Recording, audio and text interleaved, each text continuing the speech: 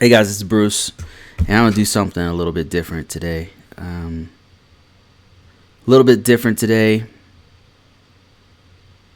because there's been such a drastic change in the content, and I feel like I need to explain it. And I want to talk about how this has changed and how it's going to continue to change and why. And the best way I can explain it is by explaining like my story. If you've been watching this channel from the beginning, then you'll know that we've gone from doing visa stuff to doing vlogs to whatever this format is. And I just want to explain what's going on because our life is completely different. And I want to share with you the how we did it, what we did, stuff like that. So starts off with the visa stuff. And the reason I did the K1 visa with Yuri was because we fell in love, and I found somebody super special, a partner in life, not just a wife, not just a beautiful woman, not just somebody I'm lucky enough to wake up in bed next to every day, but a partner in life. And the way that I found her was hard work. It wasn't there was luck involved, you know what I mean? Like there's always some luck, some kind of serendipity, some kind of chance, synchronicity, whatever you want to call it, but most of it I would say is work. Hard work on my relationship. Hard work in looking for someone. I didn't stop. It took a solid 2-3 years to find somebody. And so if you are right now looking for somebody, if you're alone, you're looking for someone, a partner, a life partner, number one, like you got to give up caring about what people think. This life is way too short to care about what people think about your spouse, about your choices, about whether your spouse is younger than you or from another culture or from another country or another race or another religion. Like you can't care.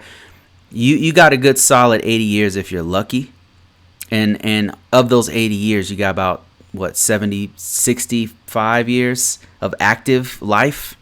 And then of that 65 years, you got a third of that is you're sleeping. You know what I mean? So think about it. Life is super short. So first off, I forgot about and gave up worrying about what other people think about what I'm doing with my life. And once I did that, I started looking all over the world for somebody special because I knew it existed. You have to believe that there's somebody out there for you. The odds are in your favor. There's 7 billion people on planet Earth. 50%, 51% are women. Like you can find somebody, a partner for you. And if you happen to be bisexual, then guess what? You got 7 billion people on planet Earth to choose from. You know what I mean? Like you have choices. Don't care about what other people think. Live your life and be happy. That's what's important. And once I gave up all that extra baggage of wondering, of like caring about what other people think, I just went after what I wanted. So I started looking over in Southeast Asia. Why did I choose that? The culture. I've always admired the culture, and when I lived over there, when I was in the military, I was in Korea for a year. I like the culture. Not necessarily Korea in particular, but the Southeast Asia as a whole. I was fascinated by the people, the culture, their mindset. There's pros and cons to everything. There were things that I don't like about Southeast Asia, but there's something about it I really liked about the culture that I really admire and I really love. So I started looking over there in Southeast Asia. I looked in Japan. I went to Japan. I had a girlfriend in Japan. I tried things out, and I stopped caring about what people think. And that led to me finding Yuri, and that was not easy because it took me probably 3 solid years of looking, trial and error, getting scammed, you name it. Like, that's why I have so much to say about that, because I have a lot of experience in it. And once I found her, you'll know when you find that person. You'll know, because you won't want to leave their side. You'll feel hurt. Your heart will hurt when you're away from them. And that's what happened when I met Yuri that first time. It was like magic. And I didn't want to be away from her. I was like, man, whatever I got to lie, cheat, and steal to get by her, to get near her, I'm going to do it. And luckily I found a legal way to get her here, because I'm telling you, I would have done anything to get her here, or me get there, or whatever. I was willing to do whatever it took to get her here. And I was in full hustle mode, full street hustle mode. Forget your culture, forget your legal, your laws, whatever. I'm about to do what I need to do to survive. And it turns out it was great. Turns out there was a way to do it legally. So that's good. And that was the K-1 visa process. At the time, it was much faster than the spousal visa. So that's why I did it, the K-1 visa. And also I needed time. I felt like it was good for us because I felt like I still needed time to evaluate whether we could be a couple, and she could come here and like live and be happy, because she was going through a lot of things. So K-1 visa was good for us. And then once she came here, and I was right, there was some issues because she had never been away from home that long. She'd never been away from her sister, who she's very close to, for that long. So, I had to evaluate, like, is this going to work? Can she stay here? And it turns out it worked. We were able to work things out. And that's the thing. Like, the hard part wasn't really the visa. The hard part wasn't really getting her here. I get a lot of questions about the visa process and this and that, but it's not really the hard part. The hard part is the work that needs to go into it. And so I start putting in hard work for my relationship. What does that mean? What does hard work mean? It means figuring out who she is as a person. It means adjusting. As a man, swallowing my pride sometimes, and taking and realizing that there's some weaknesses I have, and there's some strengths that she has, and vice versa. There's weaknesses that she has and strengths that I have. So we learning to complement each other. The hard work is emotional. The hard work is like what work you have to do on yourself, right? And then being honest with yourself. Like, there's certain things that, just to give you an example from my own personal life, like there were certain things that Yuri and I had to work out. Like Yuri is a clean freak, and I'm not.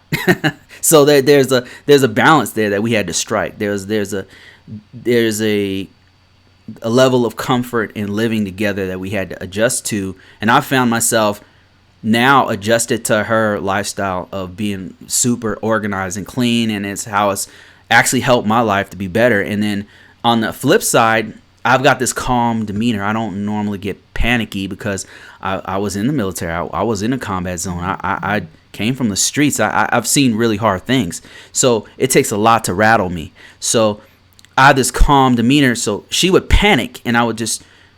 my strength is that I can just calm down and just figure things out. The point is that I have strengths, she has strengths, and we have to adjust to each other. And the hard work of a relationship is learning to adjust to one another and communicate with one another. And that, as from the time she got here 2014 till now, that's the name of the game, is communication.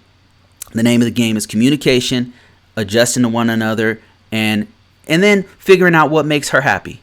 And then figuring out what makes me happy, and in doing those things, taking action. That's the hard work. That's the hard work. And communicating even when times are rough, when times get bad. I get a lot of guys contacting me about how they feel about tampo. Tampo, if you don't know, if you're first time you're seeing me talk about this, tampo is a Filipino word for when your lady is, some people call it bratty. They stop talking. They kind of give you the cold shoulder. They kind of like, they didn't get what they want, so they kind of like stop talking. Or The other side of it is there's emotional trauma behind it, and they'll just stop talking, and they'll be like very sullen and very sad, and they won't talk as much, or they'll kind of be like a little snippy, and there's underlying something going on, right? And the hard work is like figuring out what it is, giving them space sometimes, and a lot of guys don't want to talk about this, but we have that same thing happen to us. We have an emotional part of us that, sometimes you're not in a mood. You're not in a good mood. You're not feeling it. You're feeling negative. You're feeling down. You're feeling like something triggered you, and you just, you got to get through it, and they have to be there for you. And so that's where the hard work comes in. Working, it's not just those times when everything is sunny and happy. It's the times when there's snow. When there's snow and you got thin shoes on and your feet are wet. You know what I mean? It's times when it's raining. There's a blizzard and there's horrible things happening to your life, to her life, to your family, to their family, to maybe one of you made a mistake. It's things like that you got to work out. And I've always felt like very alone in my life because I'm just a very strange person. but for the first time in my life, well, not, I've had other very close people to me. I'm not, there's very close people, but I'm such an introvert that it helping me to be more open, helping me to be more extroverted and loving and all that kind of family oriented and all this kind of stuff. And that right there has helped me on a fundamental level to be a better human being, a better father to my kids, a better son to my mom, a better friend to people I meet. And that is the kind of fulfilling relationship that I hope that you guys can find in your life, because it exists. If you're in a place where I know how it feels. Like, I remember feeling like, man, this is bad. I got in a bad relationship, and I was in it. I was in a bad relationship for 16 years. I know that doesn't even sound right. It sounds stupid, but I never believed in divorce. I didn't believe in it. Like, I always felt like there's a way to fix it. So that's why I stuck around even when I knew things were bad. My ex has like borderline personality, which has like a what is it called? Bipolar. It's like bad, and then many other things. And that's not. I don't blame her for that. Like, she had a really bad upbringing and all that kind of stuff. She had a really bad parenting and all that. So, and there's nothing.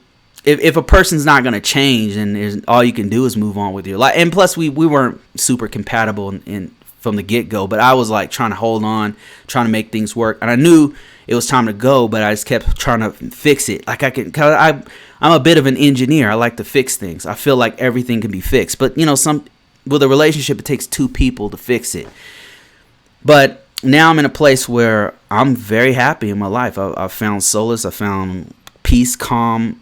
Like, it's great. And that's why our content has changed. It's changed because we've changed. We've grown closer. We keep more things closer to the chest. Yuri doesn't really want to be on the camera all the time. She don't want to be, internet famous. You know what I mean? And she's the type of person. There's just certain people, when you start creating content, certain people just have it, whatever it is. They get on camera and people just like them. And that's Yuri. She don't want to do it, So part of our relationship our evolving is me like seeing, okay, this is not something she wants to do. Like, this is something we need to shift gears on, So that's why we change the content and everything. So a lot of people ask me, where's Yuri? Like, mad. Where's Yuri at? She still works on the videos, but it's kind of in the background. And there's going to be times when she'll release stuff. We got plans to release other things on our other channels, but it'll be completely different format. It won't be like necessarily vlogging. If you watch me on Instagram, you probably see her on there sometime from time to time, stuff like that.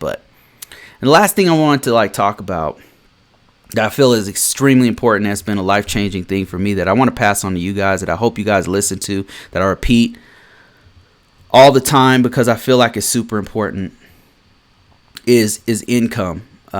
Multiple streams of income. This is one thing that's changed both our lives for the better. And an example of this is that even with all this stuff going on, even with U.S. having poor leadership, even with the coronavirus, even with the economic downturn, even with people getting evicted, and you're seeing all these people, you're seeing riots in the streets, you're seeing protests, you're seeing all this stuff. My life has gotten, I know this is going to sound crazy, but my life has gotten better. It has not stopped. It has not stopped from the Obama administration until now, my life is not determined by an administration. You know, so regardless of how I feel, how much I love Obama, you know, regardless of how much I hate Trump, doesn't matter. It doesn't matter. None of that affects my life directly. It's just feelings, right? They can turn around and do some. They have to make a pretty extreme executive order to have an impact on my life, right? And even then, because I have income, I could just move. You know what I mean? I could just pack my shit up and move to Canada or move to the Philippines right now if I wanted to. And that's because of money. So I want to just tell you guys, like, how important, I just hope you realize how important it is to have more than one stream of income. Because that has changed our freaking life. I mean, I don't even know how to express it to you enough. And then there's more stuff on the horizon. Like there's more blessings keep coming because we've been grinding like crazy. Now, none of this doesn't happen overnight. Like this has not happened overnight. Like we've been doing this since 2015. And I only got 20,000 followers, and that was with a hardcore grind. This channel itself don't make almost no money. It's not about this channel though. It's about the grind of having other streams of income. Like you got to keep trying. You can't stop. So what I want to impress upon you is don't have one income. All right. Especially I want to, you know, and especially to us, to black men out there. I want to talk specifically to you guys, like, because we're having a hard time. You know what I mean? And I really empathize with people who look like me. You know, and I'm not trying to exclude anyone or anything like that. I love all you guys, but we are having a hard time right now. You know, black men in particular. I know I saw this video of Mr. Blake, who was shot in the back 7 times. I don't know if you've been following the news, but he was shot in the back 7 times, and they had him talking, right? And he didn't say what I thought he would say, right? I was expecting him to be mad or to start telling people about in the streets to rise up or what's happened to him, all that kind of stuff. No, he was very sullen and sad. His family is speaking out against the violent, any kind of violence. You know, I don't think that they're okay with the peaceful protest, but the family is not for any kind of violence in the streets, not at all. But Mr. Blake is in the bay. He's paralyzed from the waist down, shot after being shot by the cops 7 times. But he said, you know, I'm in pain. He said, I'm in pain. I can't roll over. I can't. When I breathe, it hurts. When I sleep, it hurts. Go watch the video. It's very touching. And it's only like 2 minutes. It's like a minute long. And then he says, you know, like, we need to do for ourselves. He says, you guys need to go out there, go get money. That's what will change it. And he's absolutely right. When he said that, I'm like, that's it. That's it. There's only one thing that's going to change it, and that's each one of us making that money. As much as I hate to say it, because I love America. I love this country. I love what it stands for. I love what it could be. But I don't think that the government's gonna. I don't think they're gonna be there for us. You know, and that's the reason why I say that is because have they been there for us in the past? The answer is no. You know, you can't expect anyone to do anything for you. They don't owe you nothing. We gotta do for ourselves. You know, regardless. The thing is, I'm aware of, you know, the promise of reparations. I'm aware of the you know, all the promises and all the stuff that we are owed, that they said. I mean, I'm not even saying you owe me this or you owe me that. No, I'm not saying that. I'm saying, like, literally it was in the law that they would do this, and they just reneged on it, just like they did with the Indians. So thing is, we can't wait around. We can't wait. It's over. Like, waiting's over. The time to change is now. And I don't think that marching in the street necessarily. Now, I don't have no problem with BLM. I have no problem with people peacefully protesting. I have no problem. I myself have peacefully protested. On Juneteenth, I went out and I was I was out there in Denver having a peaceful protest. So I'm not saying I'm against it. Not at all. I think it's awesome that young people are out there marching for what they believe in. That's cool. But I'm saying you, if you want change, if you want real change, then you got to do it yourself. And you can't wait on nobody or nothing to do it for you. You got to do the work. And that work is setting up a foundation. You got to be with somebody who's gonna support you. You know, support, either lead, follow, or get out the way, as they said in the military. Lead, follow, or get out the way. That's what your partner should do. Lead, follow, or get out the way. You know, the best case scenario is for them to help you out, but not everybody's built for this game. And so our goal is to make that money, create stability for our lives, change things that we can affect, and of course we're going to vote, of course we're going to participate in a democratic process, of course, but immediate change to your life, the greatest impact is to create more streams of income for you and your family. That's the world we live in. Like, whether you love or hate capitalism, that's irrelevant. That is the current system we live in. Whether you love or hate democracy or whatever, it's irrelevant. That's the system we live in. We live in a democratic republic that has extreme amounts of corruption in it. we have to play the hand we've been dealt. You know what I'm saying? That's why I feel like the most important thing I can do with this platform is tell you how I've been able to get some level of success, so that maybe someone hearing this will be like, I can do this. Because you can. Listen, if I can do this, you can do it. In my life, a lot of people have come up to me and been blown away, like, oh my God, Bruce, you're so smart. Bruce, you're so this, you're so that. No, I'm a very average person. But what sets me apart is that I work my ass off and I don't stop. I will say that. That's the one thing that sets me apart from most people, most humans. I work my ass off and I will not stop, because I have an obligation to my to my wife, to my kids, and to our extended family. And to you guys. I feel like I have a responsibility to spread some of this abundance I've been given. That hard work, that work ethic is my blessing. And I want to impress upon someone out there, someone listening, someone to do the same thing and work hard. That's why I'm always inspired by people who work hard too. People who have another income, people who have a side gig, people who follow their dreams and don't stop. Don't stop, man. Don't ever stop. You can do it. No matter who you are, no matter where you came from, you can do it. If I can do it, you can do it. Against all odds, we can do it. All right, I got a lot of people watching me. Holy crap, it's crazy. Whoa, Lezima, how you doing? Lezima Designs. If you guys didn't know, check out Lezima Designs, a Filipina who is a great designer. All the designs that we post on Instagram, we get a lot of our ideas from her. We've been biting her awesome ideas. Love you, Lezima. Love you, baby. Love you. Love your husband. You guys are great. I met them in Las Vegas. Great people. They came home, visited our house and stuff.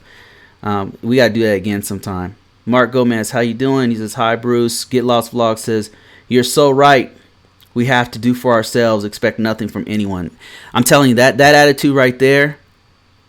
I don't know what the hell, like, I came from this very hard upbringing. I think that my greatest lesson was the streets, man. My greatest teacher was that hard life. And it just taught me to just grind and don't expect nothing from anyone. If, and the thing is, listen, if somebody happens to help you out, that's great. That's great. That's a blessing. I'm not saying don't take people trying to help you, If the government's trying to help you, or if you can get, a VA disability, or if you can get retirement, or you can get employment checks or whatever, Great. More power. That's awesome. Don't expect nothing. Grind like you don't have anything, like nobody's going to give you nothing, because that's probably how it's going to be. You know what I mean? Like, that's how you got to grind. That's how you got to go. And you can't stop. You got to go like your life depends on it. I truly believe that. Let me put up this chat window real quick so we can see everybody. Thanks everybody for watching. Appreciate everybody. When you grind like that, like I think that's one of the things that has set me apart. I grind like my life depends on it. I grind like not my life, my family's life depends on it. I grind like my family's life depends on it. I'm obligated to work for them, and my success or failure means their success or failure. And that's what makes me go hard. And then another thing is I'm like a laser focus. Little things come up and I don't even worry about them. I'm like, no, listen, the most important thing I have to do today is make that money, because that's the way I can employ people. Like we've gotten to a point. Let me tell you guys something. We got to a point where we can employ people. We can employ people in our family. It's crazy. And you know what? It's just going to get bigger from here, because I have not stopped grinding. Yuri has not stopped grinding. We have not stopped grinding. And we have a goal. Now, at some point we will. At some point we'll sit back and chill. You know, and sometimes like this grind allows us to just sit back and chill sometimes. We can go wherever we want. Like I said, right now, if I want to, I can go move to the Philippines and live very comfortably and quit my job right now because of the grind, because we didn't stop grinding. Two Guns, how you doing? Go travel. Sometimes the best girls are the ones that has attributes that complement your deficiencies. Absolutely. I totally agree with that. Complementing each other, but like finding that middle ground between really finding and accepting your own weaknesses and accepting your partner's strengths. That was something that was really hard for me, because I'm so used to like taking control and being the boss, and I'm the type of person that, and I didn't realize this till I met Yuri. Like I didn't realize how much of I don't take help from people. Like I'm hard-headed that way. But Yuri is one of the things that I learned is like, no, dude. Like you have to accept when people are gonna help you. You know what I mean? I know it's weird, but that's one of the weaknesses that I found about myself, is that I don't take help. And I notice my mom don't take help either. She's like very stubborn. That's not a good feature. Simplify, how you doing, my man? Simplify, if you guys didn't know, is has a vlog, and Simplify is a ex-Marine. I think he recently got out of the military, right? Like about 2 years ago. He's married to a Filipina, good man, very very righteous man, lots of words of wisdom. And he says, Bruce, my Filipina girlfriend gives me motivation and continues to grind 6 days a week. That's the kind of partner you want. You want a ride or die type woman on your side, a ride or die type partner. That's when you know you win. And for some reason, Philippines produces so many of these kinds of people, which I think is awesome. And I think the reason why is because there's the poverty level so high there, you know. Not to disrespect Philippines in any way, shape, or form, but there's so much poverty there that people find a way. It's something I totally understand. Coming from being poor, like you got to find a way. You got to find some method and some way to get over. Andy, Ancient Aliens Andy says, that's what we have in common, Bruce. I don't accept help, and that is I don't accept help. Yeah, man, I don't think that's a good quality to have. I mean, I noticed that's really it's a very negative quality. Because, I mean, many times in my life, I could have. Thing is, I'm always trying to help people, but I won't take other people's help. You know, I mean, now I've gotten a lot more humble in that I realize that I don't have all the answers. You know what I mean? I don't have all the answers. It's a very stubborn, egotistical way to think that you're going to be the person that fixes all problems. I remember one time Yuri and I, we were in Thailand, and several times we got lost. And me, I have a horrible sense of direction. I'm even in the military, I got lost several times. I went through like a map. I was in the Air Force, but we trained with the Army to do this tracking with a GPS many years ago, and I would just get lost even with a GPS in my hand. That's how I am handicapped when it comes to directions. And that's a hard pill for me to swallow, you know, but I'm just not good with it. So anyway, we're in Thailand, me and Yuri, and then she's telling me which way to go. I'm like, nah, it's this way, right? It's this way. And then finally she'd be like, all right, okay. And then we end up following my dumb ass, going the wrong direction for like a mile, right? And she's in like those little wedge shoes that kind of look like high heels, right? And I don't know why she's wearing those, but her feet are starting to hurt. She's getting mad. And then finally I started to like stop being hard-headed and just listen to her, and then she would guide me in the right direction. And I'd be mad because she knew the answer and I didn't. And then I had to accept that, yeah, she's better at this than me. Like, I should just follow her. Like, I should listen to what my future wife is telling me, and listen to what she's telling, you know what I mean? Follow her in that one. Nabi says, hey, Nabi, how you doing? Hey, Bruce. Came over from Combo Courses channel. You have some awesome, great discussions on YuriBruce. All the best to you. Thanks, man. Appreciate you. Andy says, I wish that I was different, man. I could have had so much money if I just took money that I was offered, but I couldn't accept it. So here's the thing, Andy. Here's something I learned, man, being almost a 50-year-old man now. And you could take this advice, man, or you can leave it. But let me tell you something, man. The rich, the wealthy people, they use other people's money to get more wealthy. I don't know if you knew that. And I always wondered when they would say that, use other people's time. I understand that. That's like hiring somebody to do work you don't have time to do. Use other people's money. I'm like, other people's, what does that mean? Does that mean you borrow the money? Yeah, that's what it means. You borrow the money. That's what it means. So what the rich and wealthy do, man, is that they might have $1 million in the bank. They want that $2 million home. They're not going to take their $1 million out the bank and put it down on the $2 million home. So what they do is they get good credit, they get good standing with the bank, and they go and borrow it. Or they borrow it from somebody else who can afford to give them the money. They borrow a portion of the money, and then they use that to get the property. They do that with businesses too. So you got to swallow your pride, you know, in every aspect, even in IT. Like, it's hard. Like, it's hard work. I don't know everything. So I have to rely on my team to help me to understand certain things that I don't have experience with. Like, everything, no person who's successful can do it by themselves. No man is an island, right? No one can do it by themselves. We all need help. And the more help you have, the more successful you're going to be. Like Elon Musk, he didn't do all that shit himself. He's the face and the you know, he's the Twitter feed face of the companies, but he didn't do it himself. What he did was he's such a smart guy. He hired people smarter than him to build the Tesla.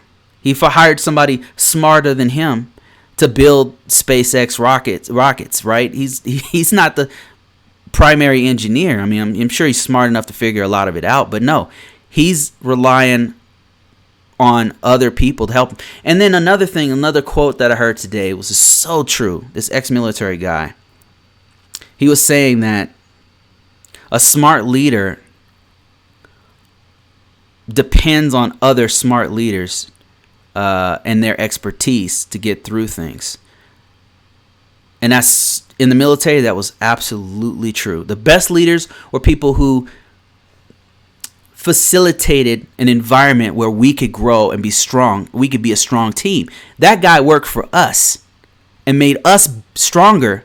And then when we were stronger, we became a cohesive, tight unit, a strong unit who could do anything. And it made him look good. You can't just, it's not a one-man show. So you have to learn to accept help. And that was a hard lesson for me. And that was one of the main lessons I learned from Yuri is that because she's a very effective person, and I've noticed like a lot of Filipinas, I think it's because Filipinas, like black women too, they're expected to do a lot.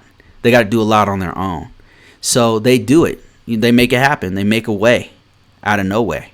You know, all successful black women. I mean, they're black and they're women. You know what I mean? Like the double whammy.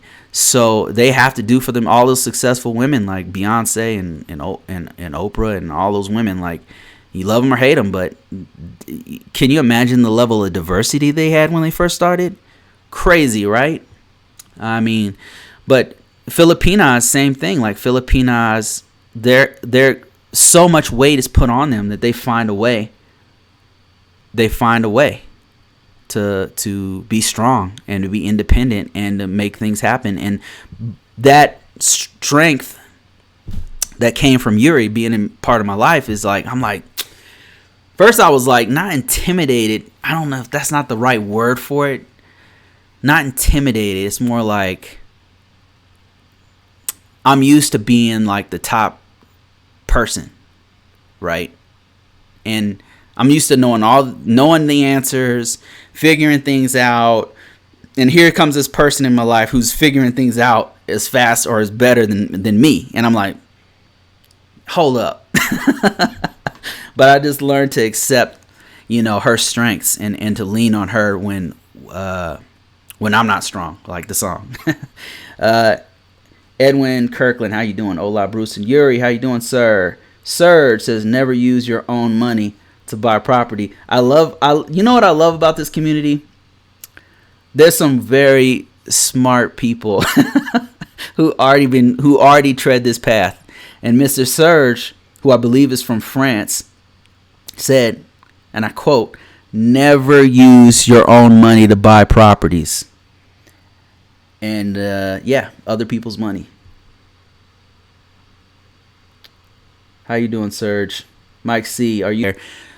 Go check out convocourses.com, where I've got a ton of content about what I do. I teach people the tricks of the trade, what to do, stuff like that, and help people with their resumes if they're in IT. Or really, any resume I could help you out, because I've got a few tricks up my sleeve on that one. But go check out convocourses.com. That's my other channel. It's a similar format to this. I just talk about different stuff. Let me see. Get Lost Vlog says, I've learned to accept help. It takes time to trust people and their intentions. Absolutely. Yeah, trust was a big one. Get Lost Vlogs for me. That's a big one for me. I'm so used to just doing my own thing. I expect the worst out of people. And this is kind of looking into my soul. Some of my weaknesses is I don't expect people to do the right thing. I don't expect. So I'm rarely surprised when I get negative results, and that mindset has made it so I don't trust a lot of people when it comes to important things, and that's kind of it's kind of a double-edged sword. Some of it is positive, but a lot of it is negative. So that's something I got to soften on. As far as what I do in life. Simplify says, get lost. I've seen at my own company 3 out of 2 black hire to white. I've noticed the attitude is everything. Most last week or two, because they don't want to work hard. 70 to 80% of new hires are gone within a week. Attitude is, I agree with that. Attitude is everything. Doesn't matter whether you're man, woman, black or white. Doesn't matter. Like attitude, your attitude towards the situation is everything. And that's the thing about business and side incomes and hustle. It's your attitude. It's really your attitude. Like because I don't expect anyone to give me anything, I work twice as hard. Now, don't get me wrong. If there's a chance for us to have a basic income, I'm gonna be like, yeah, we should do that. I'm voting for that. But I don't expect it to happen. I don't expect anything from the government. If they do happen to do something awesome, that helps. But it's us that have to do it. It's us to have to make a change, and it's us to have to pick ourselves up and work hard. And it would be great if they would stop giving out handouts to giant corporations. It would be great if the giant corporations get their hand out of our democratic system. That would be great. But will it happen? Who knows? Who knows? Eno says Filipino has been married outside of their race for many years and have no problem with that. My concern is preserving the culture will become extinct. What is your take on that? I think that humanity itself is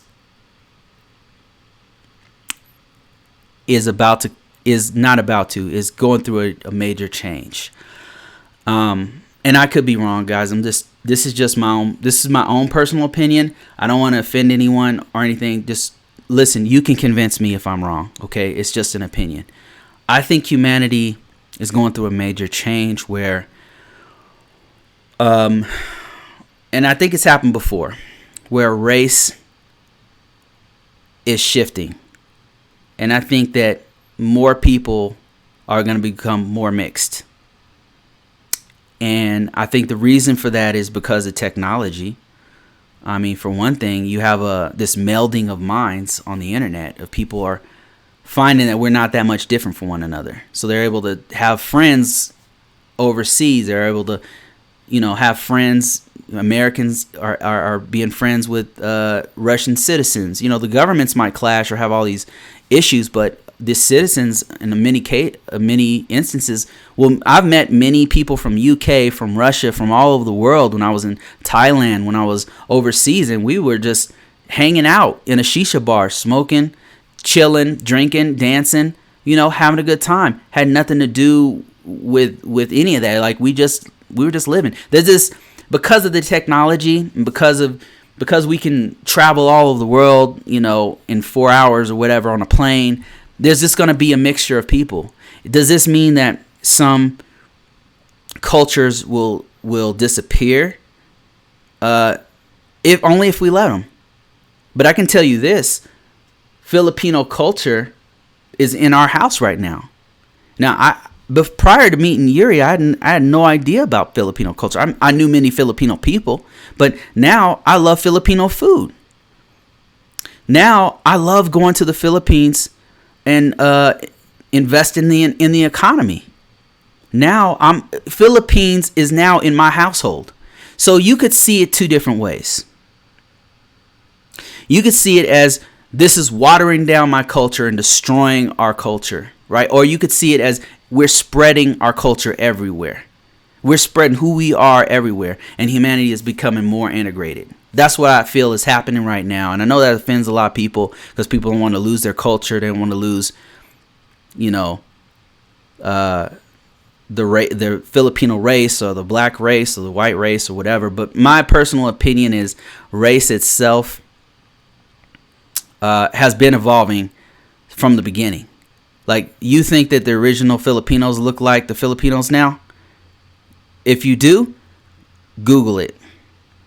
Google it. They've been mixed for a long time.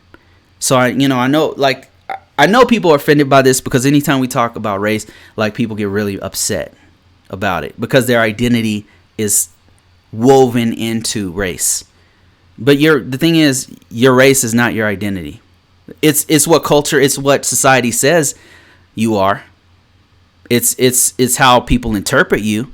But what I mean to say is, you are beyond your race. Does that make sense? You are not just your gender and you are not just your race. You're something else. I truly believe that. You're something else. You're wearing some clothes that happen to be a race, and you happen to have been born in a certain place. You happen to be, but you're more than your race. You're entity, you're a soul, you're a being. You know what I mean? Should we preserve our cultures? Yeah, I think we should. Should we preserve our languages? Yeah, absolutely. But faces are going to change. Look at the original Filipinos. from Filipinos from 100 years ago, 200, 300 years ago, and look at the Filipinos now, and what do you see? Same thing with African Americans. I used to think, because knowing, just regular American high school history, knowing about slavery and all this kind of stuff, it makes you a little bit bitter towards the colonization of how it all went down, right? It makes you bitter towards that. And because of that, my family wants to claim that we were Indians. Oh, we're part Indian. We're not white. We're part Indian. We ain't white. We're part Indian. So what? This is a crazy story. So one of my sisters years ago, maybe, 10 years ago, she went and took a DNA test. Found out she had 0 Indian, right? But she was like 30% white. We were like, what? Like, no. Like, no, absolutely not. Absolutely not. And we're like, well, you might be part white. We're Indian. And so start doing more research. Coming to find out,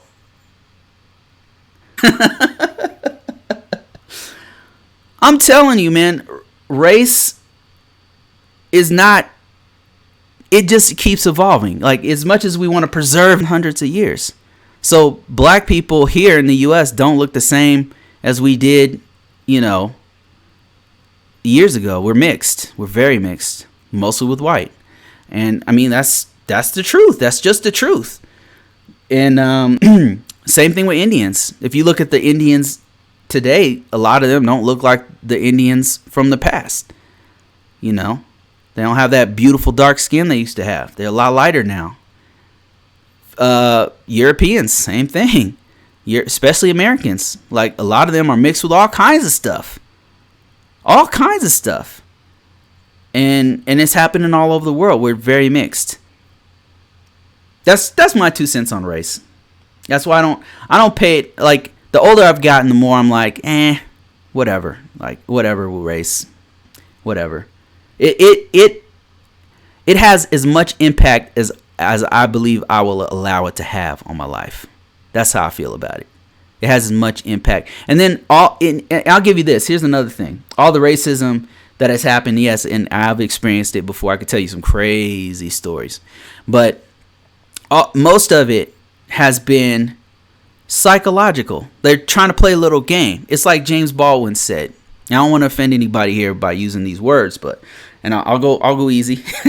I don't want to get demonetized or anything, or flagged or striked or something.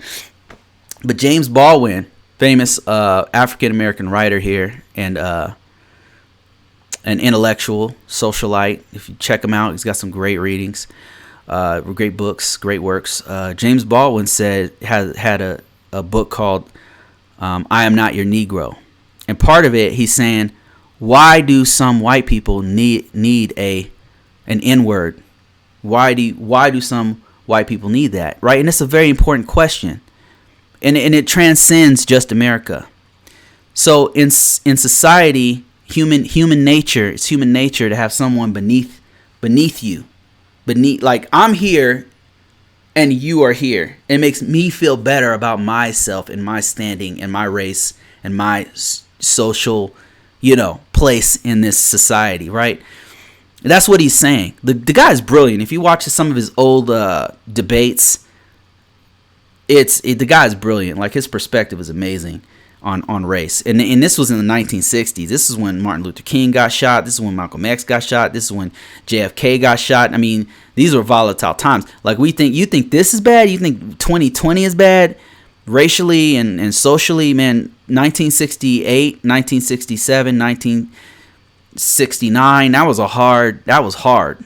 You had all kinds of stuff going on then, and their perspective is amazing, those guys. It says race is a human construct through history.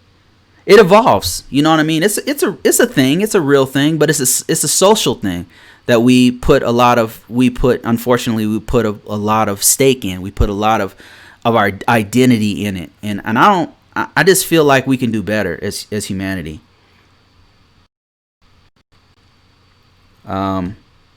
Yeah, but I mean, I hope that's a great conversation that Eno brought up about Filipinos marrying outside of their race, and does it preserve the culture? I think it expands your culture. That's what I think. I think the Filipino people, one of the most resilient people on earth, one of the most adaptable people on earth. And I'm not saying that to try to kiss Filipinos' ass or anything like that. It's the truth. I remember, I've been all over the world. I remember I went to 3 different countries, and every country had a Filipino in it. I went speaking their language. So I was in America, right? And then there's Filipinos all over here, and in the airport or whatever, working here and there. You know, I'm at the cashier getting a sandwich or whatever, and I had to fly. I was a contractor, and I had to fly to Frankfurt, Germany.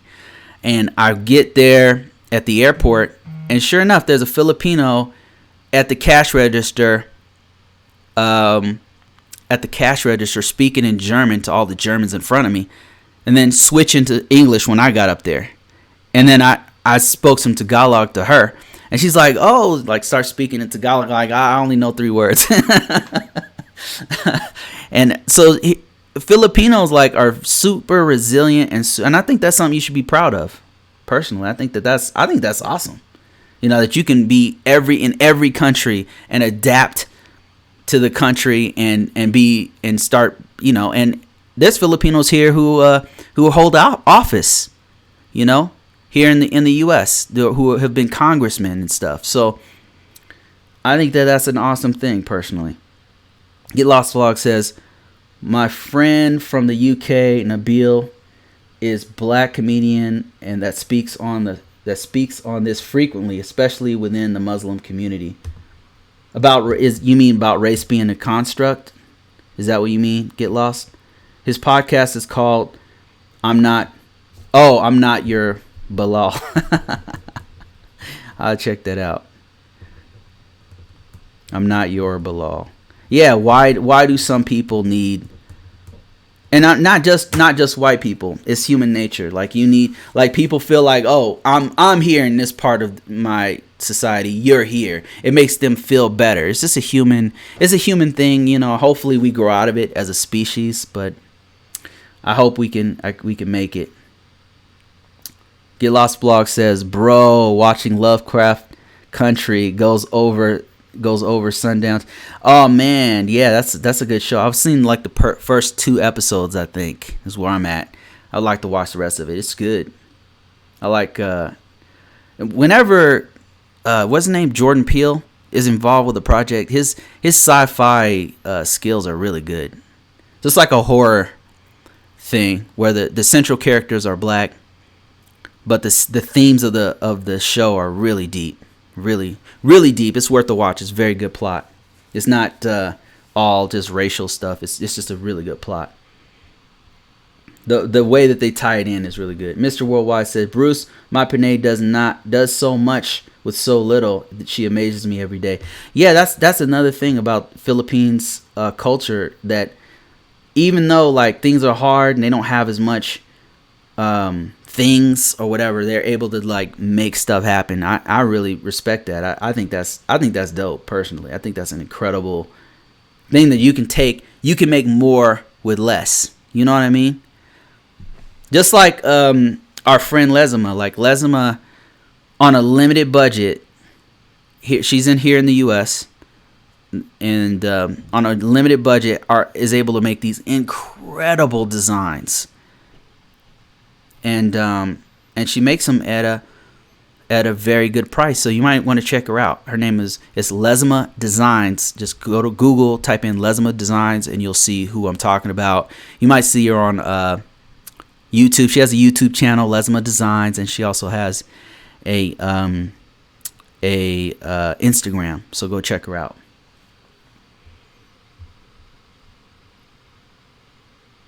Let me see. UFH started by my Filipino in California and joined my Dolores and Mexican workers. I'm not sure what that.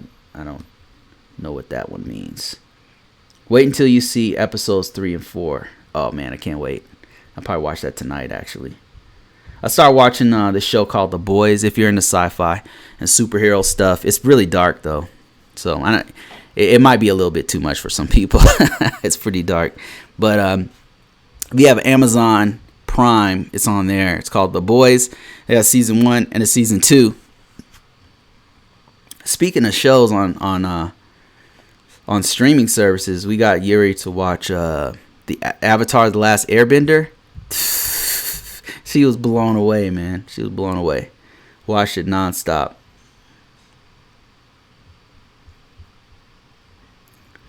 Let me see what else we got here. I know I missed a few things on here. Let me see.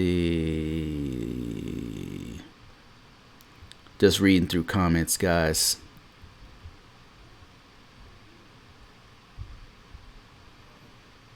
I'm not your Bilal. I like that.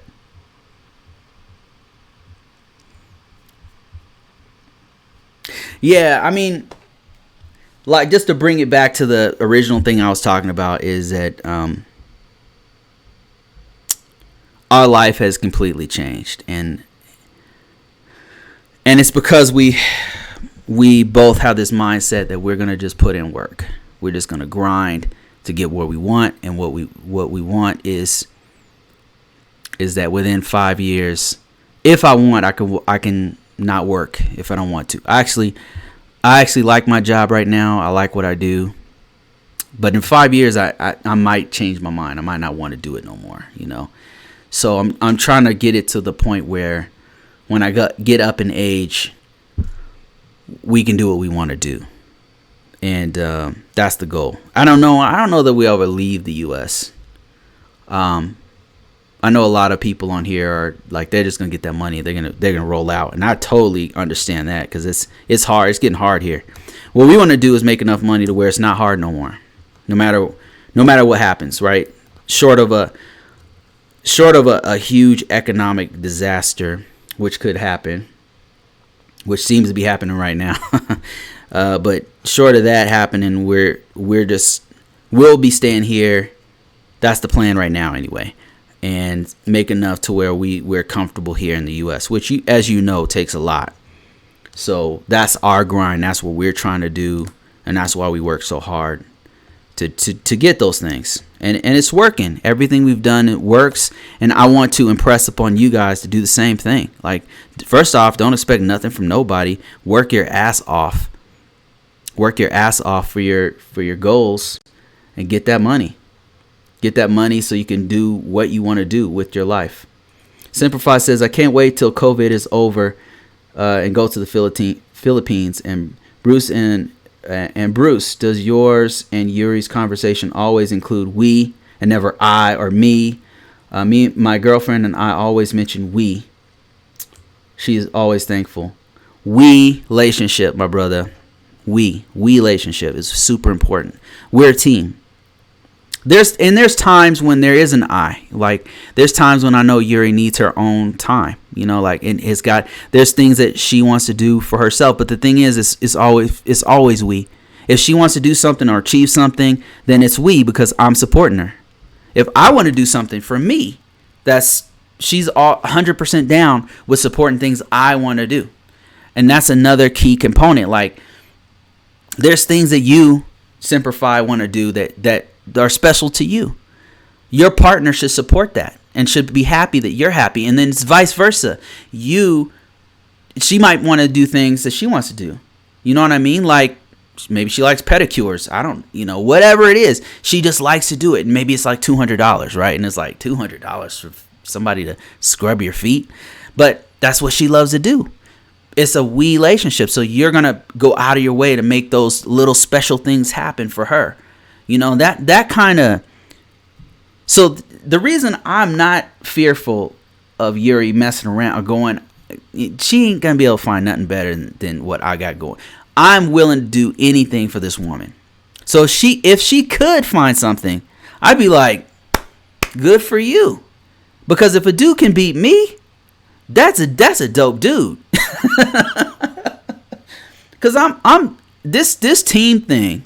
Let me tell you something. This team thing, that means that I support her. If she said tomorrow, hey, I want to become a lawyer, I'd be like, good. I got your back. Let's do it. Let's do it together. I got your back. What do you need to make that happen? And if something happens with me, like if I need equipment, I'm like, hey, I need this equipment.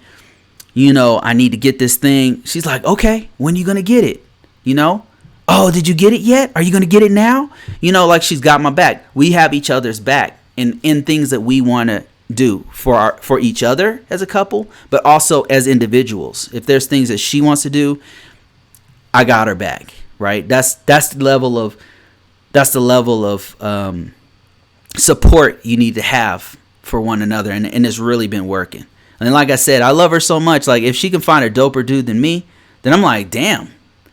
That dude is dope, you know what I mean? Like, yeah, you should go after that dude. That dude's dope. If he could beat me, then yeah, that's a dope dude. But I don't think I just don't see it. Like, it's because I put in work. I just put in a lot of work for this. So I just don't see how it can. I'm like Usain Bolt. I'm the fastest dude. I can't be beat. And that's the thing. It's not even about a zero-sum game of me beating some other dude. It's a we relationship. We create, our team is the goal. You know what I mean? It's not even about me competing with somebody else or her competing with some other women or anything like that. Like nobody can compete with our team because it's us. That's another thing. Not a zero-sum game.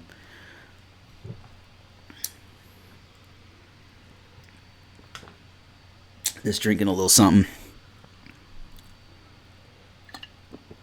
Oh man, this has been a good session, guys. I gotta go check we're doing like a little smoker thing. I gotta go check that, see if that's good. I'm about to end this real soon. Get Lost Vlog says, it's difficult for me to motivate my wife to get her hustle on. I gave her so many ideas, but she won't act on them. Well, here's another thing I learned. Get Lost Vlogs is that this game is not for everybody. Like the hustle lifestyle is not for everyone. Some people want to stay in a certain lane. Like if your girl wants to stay at home and cook and clean and stuff like that, and that's just her. That's her thing. Maybe it's best for her to prepare you to go and fight, go in that war zone. Maybe that's it.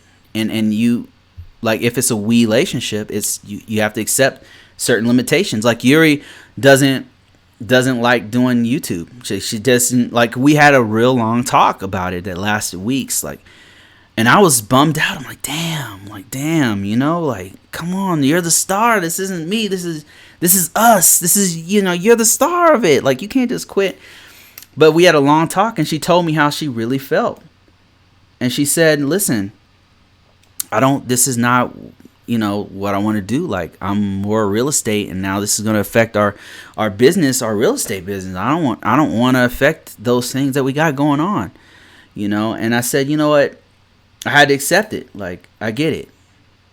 I understand. There's certain things I don't necessarily want to do. So I have to accept that. And then she said, but we worked something out. It's like, okay, well, look, I still want to work on this aspect of our business. Like we do these courses, so she helps me to edit them and stuff. I'll do that. She does a lot of the background stuff. So, excuse me. So that a lot of the work is still being done. She just like, look, I don't want to be the face of this thing. I want to be work in the backgrounds and help that way, because there's a lot of things going to all the other stuff we do. So she works on that stuff, and that's the thing. Like as a partner, you have to be able to accept somebody's shortcomings or weaknesses or things they like and things that they can tolerate and things that you have to adjust to one another. So that's one of the many things that I had to personally adjust to with our relationship, that she doesn't want to do this thing no more. So, or not at least in that capacity, But there's so many other things that she does. She does have a job. She does have other streams of income. She does other things, but not this. And that's, that's something you got to accept. Mr. Worldwide said, Bruce, if Trump is elected, I am out. I'm out of the U.S. during the next 4 years. Our country can't take another 4 years of him. Here's my 2 cents on that sentiment. Number one, I'm not leaving the country. This is my country. I fought for it. I believe in what it could be. This is my country. My kids are gonna grow up here. They're not, and nobody's gonna take it.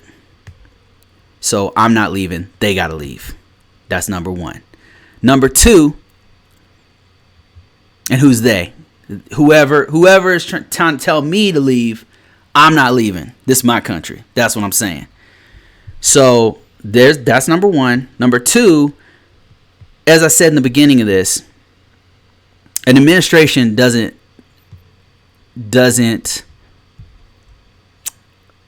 directly affect my life. And I can't speak for everyone, because I do understand what you mean. I do understand why people would be afraid when they see a cop. If you're a black man, I understand. I get it. I understand, like, there's institutional racism. That's true. I know it's hard to believe if you're not black, if you haven't been through this experience. I know it's hard it's just hard to understand people could be that cruel and evil and that much of an asshole. But it does happen. I'm telling you, I'm not lying to you. I'm not sugarcoating it. I'm not exaggerating. This stuff does happen. It's happened to me. I handle it different, but it does happen. And it's mostly, for me, it's been mostly psychological, like as I said in the beginning. I'm not leaving. Short of a complete economic collapse, short of everything dissolving into abject chaos, and which it is starting to. But sort of that, like, I'm not leaving. And here's the thing. My life has gotten better in these times. And you might be thinking, if you're a Trump supporter, like, well, that's because Trump's in office. No, that's not it. My life started getting better in the Obama administration. It was getting better. My life was getting better during the Clinton administration, during Bush administration. A president doesn't dictate how my life is going to turn out. I dictate how my life's going to turn out. So my opinion on whether Trump gets elected or not, it doesn't matter. It doesn't directly impact what I'm going to do with my life. I'm not going to stop doing business because he has another 4 years in office. I'm not going to, my content I might talk about it more, but I'm not going to allow it to change my life. And if Biden's in office, same thing. I'm just going to keep grinding. I'm going to keep grinding. That's the name of the game. If I have to, if for whatever reason something happens, it gets so bad, whether it's a Biden administration or a Trump administration, it gets so horrible that I have to leave, then I'll leave. Or maybe Yuri and I change our mind and we like, you know what? Let's go move to Canada. Let's go check it out. Canada happens to be way doper than America. We like it better. It's more convenient. Maybe we'll, that's, maybe. But that depends on our own personal thought, our own personal decision. It's not going to be dictated by a president. That's how I feel about it. But I totally understand some people saying, look, I'm getting the hell out of here, because it's bad. Like, I'm not going to sit here and say the U.S. is handling the coronavirus great. We're on lockdown. We literally are in a jail. This country is like a jail for us right now, because our leadership is not doing anything. They're like, oh, you know what? How about you guys just have herd immunity? How about that? Let's just let 400,000 people die, and then that'll. Meanwhile, you can't go outside the U.S. because no countries will allow you, dirty Americans, to go there.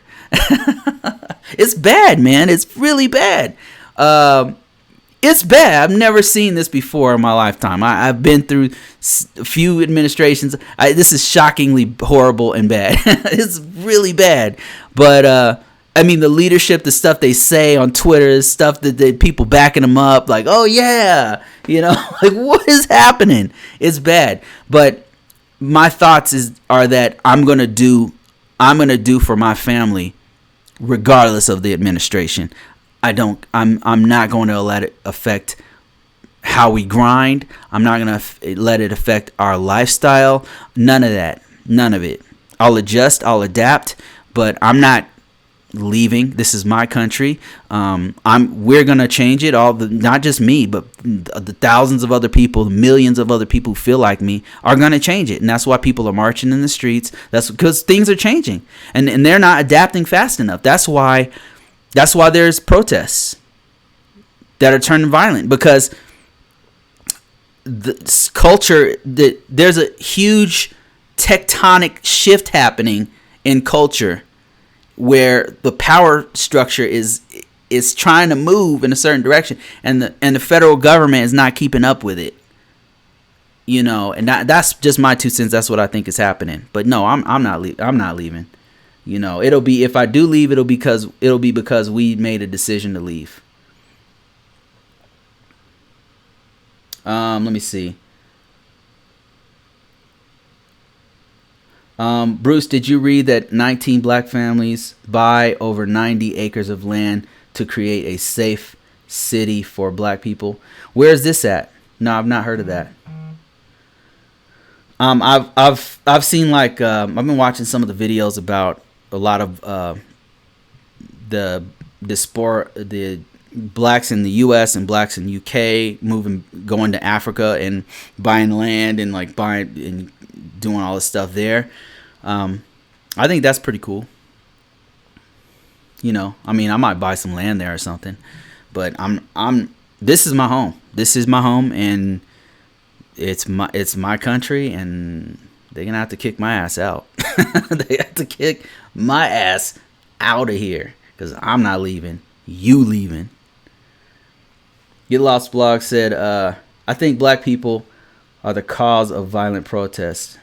We don't even instigate the violence. People think black people are the cause of the violent protests. We don't even instigate the violence. I've heard horror stories about land disputes in Ghana. Oh shit, I didn't know that. But going back to your first comment, you say people think black people are the cause of the violence. Yeah, I don't really know. Like if you're like watching what's going on, like if you're paying attention,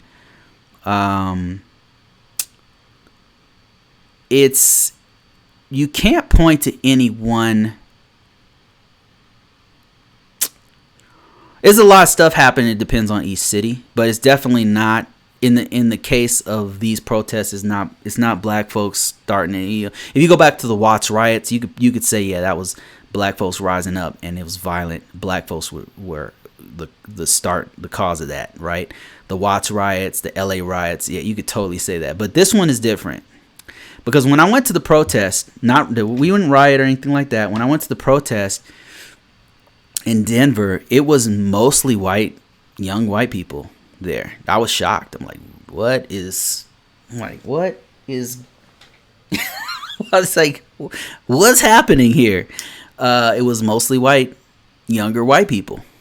And it was led by a black dude, couple black dudes from 2 different generations, which I thought was really cool. One guy from the civil rights movement, one younger gentleman who was like a millennial, and they were marching, and there was like 200 white people following them, like chanting Breonna Taylor, chanting George Floyd, no justice, no peace, stuff like that, and talking about laws, changing laws, and telling people to vote and stuff like that.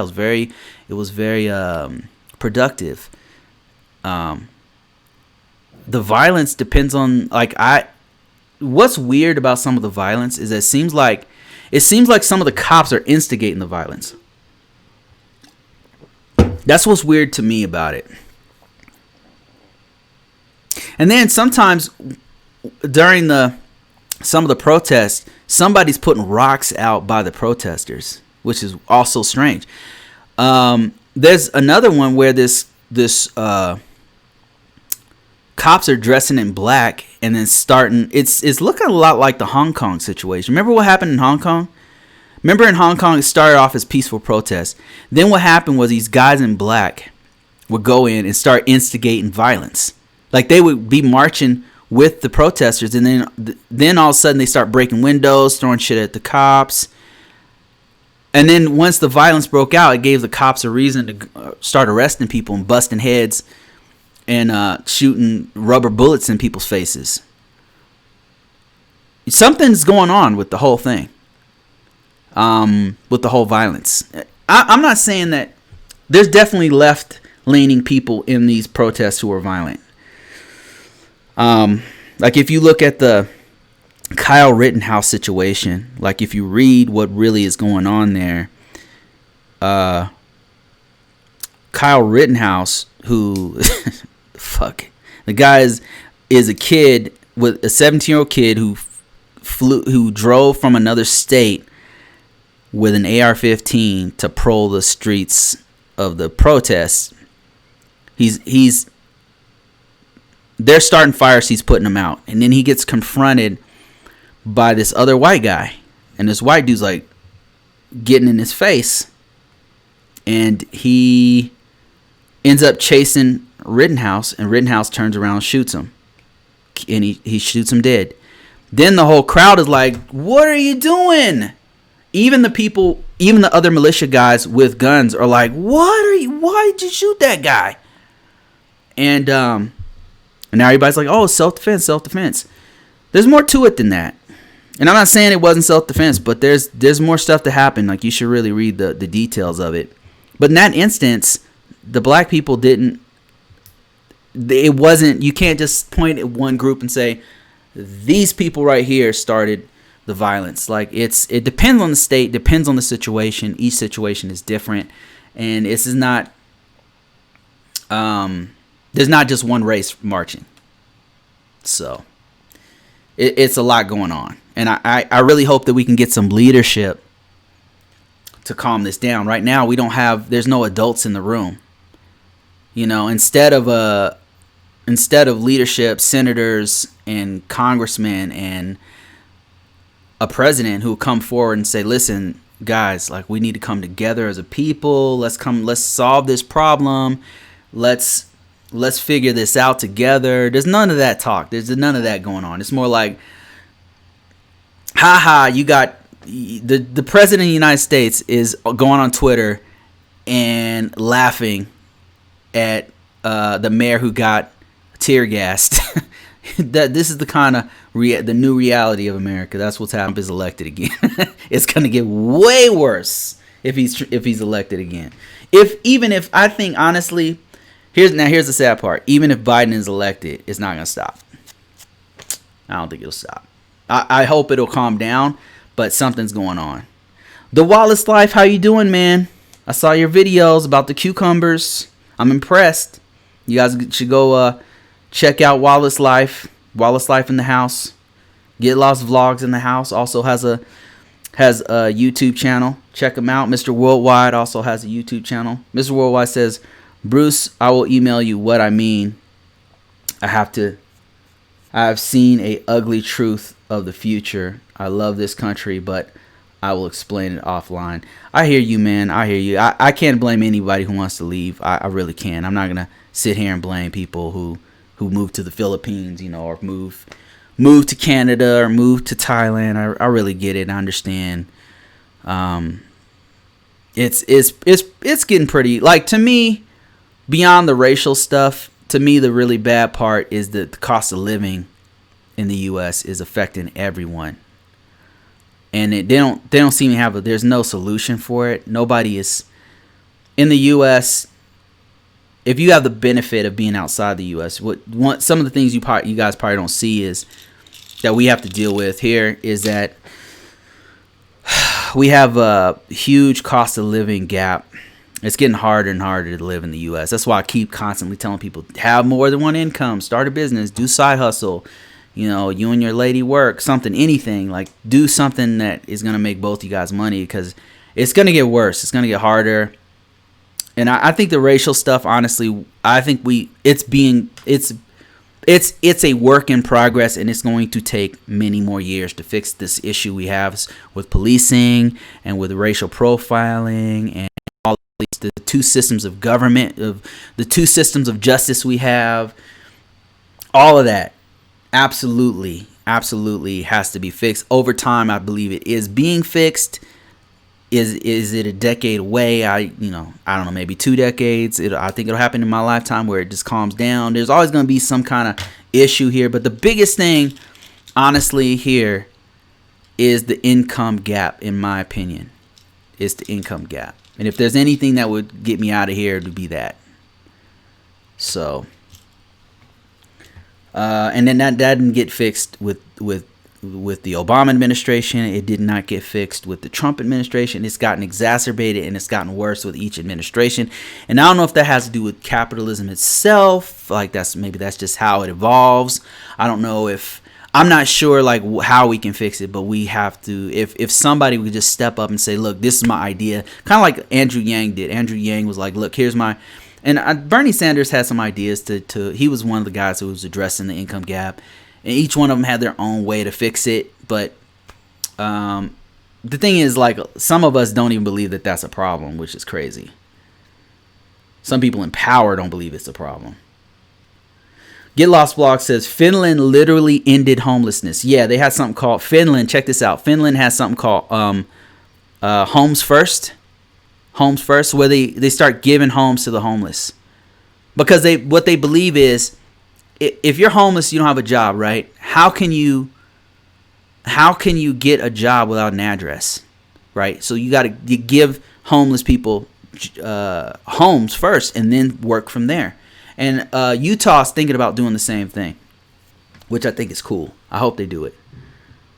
Let me see. Simplify says the whole Kyle thing is the fact that the first guy threw a Molotov cocktail at him and chased him. So yeah, self-defense there. I have insiders who were there, and I'm part of the 3% original. I'm part of the 3% original. I don't know what that means. I've been like really looking into it, and I've got mixed feelings about the whole thing. And it's definitely something that, what's very disturbing to me is not Kyle Rittenhouse defending himself or that's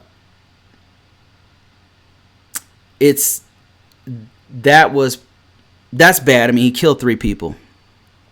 But my thing about it is how after he killed 3 people, he walked past the cops.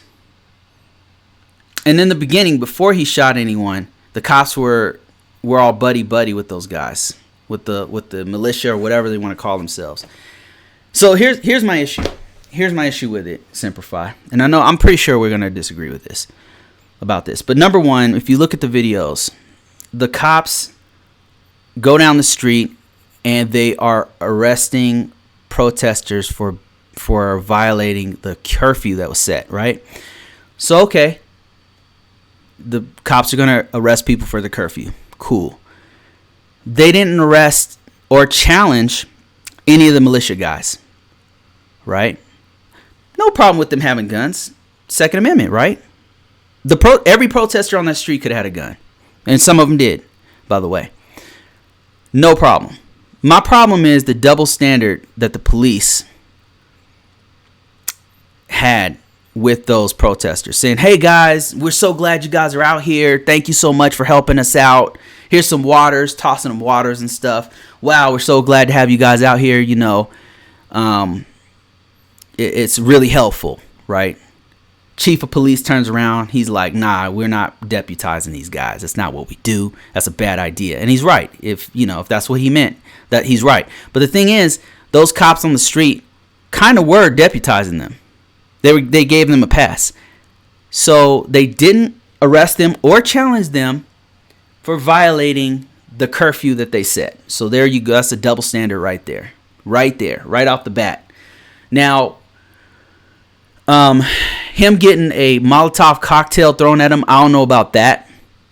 I didn't see that in the footage. It looked like somebody threw a bag at him or something like that. It didn't look like a Molotov cop. Maybe it was. I don't know. Self-defense. All right. I'll give you that. I'll grant you that one. It was self-defense, so I'm sure he'll get off scot-free. And even if he gets in, no need to worry, Mr. Semper Fi, because the President of the United States is probably going to let him out anyway. So don't worry about that. My problem is that there's a double standard. One, they didn't arrest those guys or challenge them after a curfew.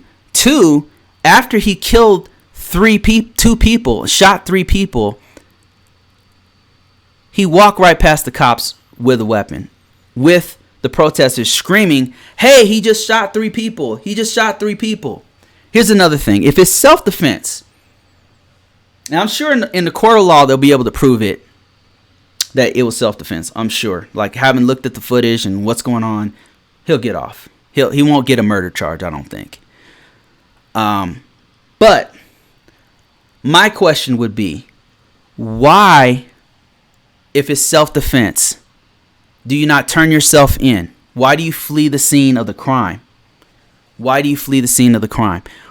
If it's self-defense, if somebody approached me and my family and I had to pull out my gun and shoot the guy dead, I'm not going to flee the scene of the crime and go back to my home state and pretend everything's cool and have a warrant out for my arrest. I'm going to stay by the person who I just shot and call the cops. And then I'm going to explain to the cops what happened. That's what I'm going to do. Now, you could argue, well, Bruce, how could he stay around? How could he stick around? That makes no sense. He was obviously in danger. People were chasing him. No, the cops rolled up on scene. Watch the video. Cops roll up on scene. He's got his gun strapped on him. He got AR-15 strapped on him, right? He walks up like this to the cops. His hands are up because he effed up. One cop car passes. Another cop car passes. He goes right up to one of them. They pass him. After a while, he's like, okay, well, I guess I'm good. He keeps walking. Flees the scene of the crime. Goes back to his home state, has a warrant out for his arrest. If it was self-defense, I mean, maybe you could argue, well, he's a kid. He's 17 years old. So that's another thing. He shouldn't have had a gun. He's not an adult. Right? Now, that's the state law. I believe he had to be 18 to do what he did. He didn't. He crossed state lines with an AR-15, and he's probably going to be tried as an adult now. It's really crazy. My problems, like I said, was how the cops handled it. And the thing is, with all the shootings, and I'll just wrap this up, and I'll just explain to you like my problem with this whole thing. Having been a cop, having seen this whole thing play out over years, and my whole life, I've been seeing this kind of stuff happen.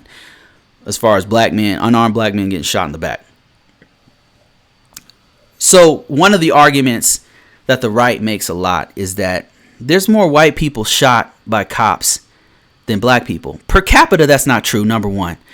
But the thing is, what bothers me is that cops have immunity. What bothers me is how the cops are treated after they do the shooting. It's not right. There's a double standard. And I don't care if you're black or white or Asian, you can go back and you can find Asian kids that have been shot by the cops. There was one story, I can't remember the kid's name. He's an Asian kid, had a pencil in his hand, and I think he had like a nervous breakdown. The faculty of the school called the cops on him. I think it was in a college. And the cops show up, shoot the kid because they think the pencil in his hand was a gun. Right? What happened to the cops? Take a guess. Nothing.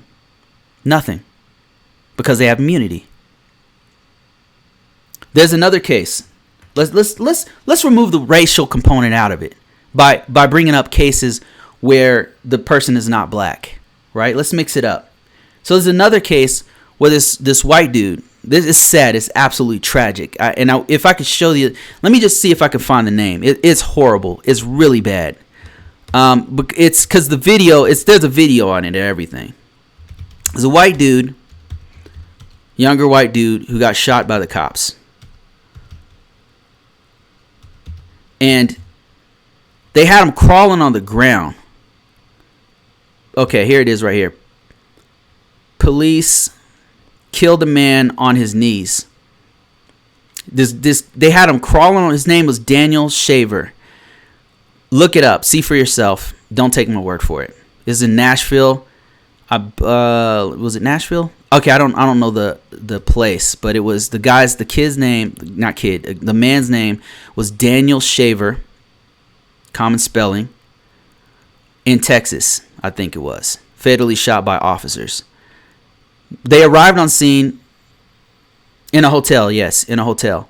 It's hard to watch. It's really hard to watch. The cops arrived on scene, right? Because they said that this guy had a gun, right? Turns out he had like a BB gun or something like that in his room. Some passerby saw thought he had a gun. They called the cops, whatever, right? So they arrive on scene. They challenge him through the door. They're like in the hallway in the hotel room. They challenge him through the door. Come out with your hands up, right? The guy and his girlfriend come out with their hands up, and they said, turn away from the sound of my voice, right? Have them like this, turn around. Get on the ground. They get on the ground. Crawl towards me. Slower. No, crawl. I said crawl. If you don't crawl, I'm going to shoot you. They shot him. Right? He was shooting. He was complying. He was crying, begging, please don't shoot me. Please don't shoot me. Please don't shoot me. He was low crawling. They shot him. He's dead. What happened to the cop? What happened? Was he suspended? They take his pay away? Take a guess. I'm gonna let you look it up. Watch the video. My problem with this whole thing is not only are black men getting shot in the back who are unarmed. Those are the cases I'm talking about. I'm not talking about if they were armed, they had a knife, and they're running towards them or something like that. Yeah, okay, I can see them shooting them. I can see that. But I'm talking about getting shot in the back when there's no threat towards you or deputies or anyone else around you. You're getting shot, right? This is obviously the cop obviously made a fatal mistake in most of these cases, many of these cases. Nothing happens to the police officers. They're not challenged. They're not. It's what's happened is it sets a precedent where the police can do whatever they want. Not just the black people, by the way. Not just the black people. That's the scary part, is that they can do this with anybody. That's fascism, where they can just do it to anybody they don't like. It gives them a level of power that is unchecked. A police officer should be held to a higher standard because they are literally the people who are enforcing our laws. They are the people. They are the hands and the feet and the eyes of our laws that we have in place to have a civilization. They should be held to a higher standard. But what's happening is the police officers are not held to any kind of standard. They can do whatever they want and then get away with it because they have immunity. I don't remember the name of it. It's some kind of immunity. It's something immunity. They have immunity, right? Legally have immunity. I would argue that Congress people of each party, senators of each party, and the President of the United States should be held to a higher standard. If these people are caught having a DUI, if these people, just like in the military, you know what I'm saying. You know, everybody who's in the military knows what I'm saying. You're held to a higher standard in the military. If you mess up at all, you're going to get an Article 15. You're going to get a big chicken dinner. That's a bad conduct discharge. They're gonna fry you because you're held to a higher standard. If our military servicemen are held to a higher standard during wartime and during peacetime, why is it that the president of the United States can't be held to even a higher standard? Why is it that he could do whatever and say whatever the hell he wants in that office? Why is it that cops aren't held to a higher standard? Why? Why not? They should be. They should be, because they are literally the hands and feet and eyes of our laws. They enforce the law. They should be held to a higher standard. So we can argue back and forth whether Rittenhouse defended himself, and I will say you have a pretty good argument to say that. He was chased by that guy, and that's why he turned around and shot him. He was chased by the crowd, and that's why he was on the ground shooting people. That's a fact. But the fact that the cops didn't challenge him in the very beginning before he shot anyone, if the cops had done their damn job by telling those militia people to get the hell out of there, get out of here, there's a protest happening, there's a curfew, you guys are outside the curfew, get out of here, clear the area. Are you a protester? Get the hell out of here. Get the hell out of here. I'm going to arrest you right now. If the cops had done their job, none of this would have happened. And then they let the kid walk right past them after shooting 2 people. At the very least, they should have asked him some questions, see what the hell's going on. They didn't. And nothing's going to happen to those cops. I would argue nothing's going to happen to Rittenhouse. Kyle Rittenhouse, nothing's going to happen to him. He's not going to get a murder charge. I know it sounds real bad right now. No. Even if he does, they're going to let him out. I think the President of the United States will let him out. Why? That's the question you should ask yourself. Why? Why is that happening? That's the question I ask myself, and I don't have an answer. It comes back to race. I don't know what else to say. But I think it's beyond race. I think the cops themselves, I think the police officers, senators, congressmen, the executive branch, the judicial branch should be held to a higher standard, and they are not. And that's a real big problem in the U.S. It's a problem we got to fix, or we don't have a country anymore. And you say, by the way, Trump offered military support several times, but the city denied it. What good if the police officers are not challenging everybody? If the police, the law enforcement officers who are trained supposedly to handle civil situations, unlike the military is not trained to do a lot of that stuff, especially part-time National Guardsmen. Do you think that they're going to do any better than the cops who are trained? I mean, the cops didn't challenge the militia, man. I mean, come on. That's a failure. If I can sit here and admit that Kyle Rittenhouse was protecting himself, why can't you admit that the cops effed up? Let's keep it real. That's all I'm saying, man. Are you on Facebook? Yeah, I'm on Facebook as YuriBruce team. You can check me there. But I'm glad we're having this conversation. It's something we should talk about. Like I said, it's something that has to be talked about. And unfortunately, we don't have leadership to inspire a intelligent conversation, and that's why all hell's breaking loose. Because people are choosing sides and then sticking to those sides. There's no back and forth conversation. And you need leadership to do that. We don't have leadership. Get Lost Vlog says, what's disturbing to me is that people defend the kid. He literally took 2 lives and walked past the authorities like it was a regular day. He got high fives after opening fire. What world is this? Well, actually, Get Lost Vlogs, one of the things that happen if the reporting is true is that after the kid shot, some of the people in the militia were like, what are you doing? Even they were like, what are you doing, bro? So it wasn't, I didn't see any high fives or anything, but people are defending him. That's fine. I mean, okay. He was self-defense. Let's give him that. All right. But here's the thing. If it's self-defense, why would you flee the scene of the crime? Number one. Right? And then, of course, the authorities, like I said, he walked right past them. Simplify says, I agree from the cops to the leadership, all the way to the cities burning, should be held accountable. Listen, the protesters in the street are Americans, okay? The rioters are American citizens. Kyle Rittenhouse is an American citizen. The mayor is an American citizen. Why are we demonizing each other? Like,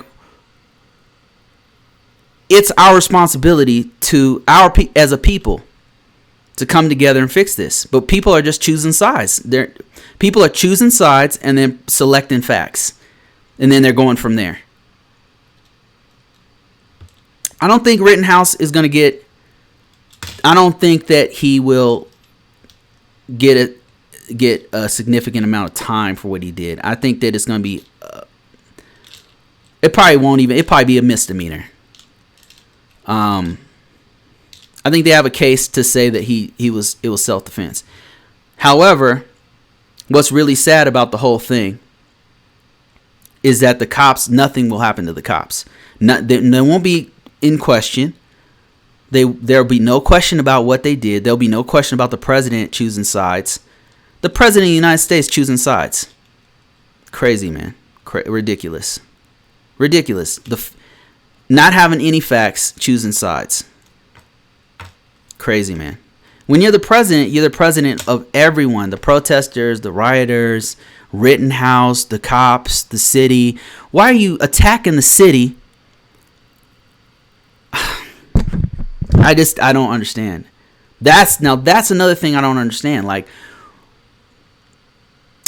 why would you support...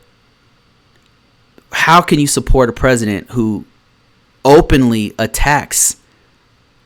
It just doesn't make sense to me. It just doesn't.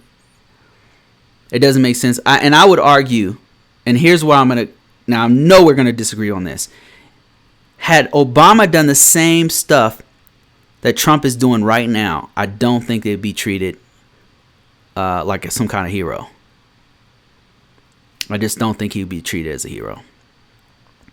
He said way less and got way more criticism. And I would say Hillary too. Like, if Hillary had done and said the same kind of rhetoric as this president does, I don't think that she would get... I think her treatment would be rather harsh. Imagine Hillary Clinton or Obama saying a similar thing for his own party and for his own supporters, right? Going out of his way to support his supporters. And then here's another thing I don't understand. Christians supporting this man who is so blatantly a bad actor. Blatantly says horrible things about people, makes fun of, doesn't take care of immigrants. I mean, I understand we can't have open borders and have a country. I get that. I get it. We have to have an immigration process. There's only so many people we can take care of. Yeah, I get that. I understand that. But to treat immigrants like animals, like where in the Bible does it say to treat people like that? In the New Testament, maybe the Old Testament. I mean, you could probably get away with a lot of things in the Old Testament. But I just don't recall. I don't recall our Lord and Savior turning a blind eye to people he saw as sinners. So how if this is a Christian nation, as many evangelists say it is, why are we not taking care of people? Why are we treating immigrants like animals? Why are we separating children from their parents? Don't understand. It's sad. It's sad. It makes me sad. I'm not a Christian, man. I'm not a Christian. But how is it me, being an agnostic, has more Christian values than some Christians? I don't know. It reminds me of when there was slavery in this country, and Christians just sat back and some, not all, some Christians sat back and justified it and said, well, slavery is in the Bible. You know, reminds me of that.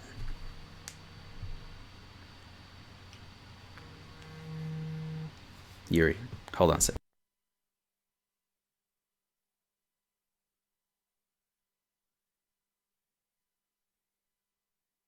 Yes, I'm on a live right now.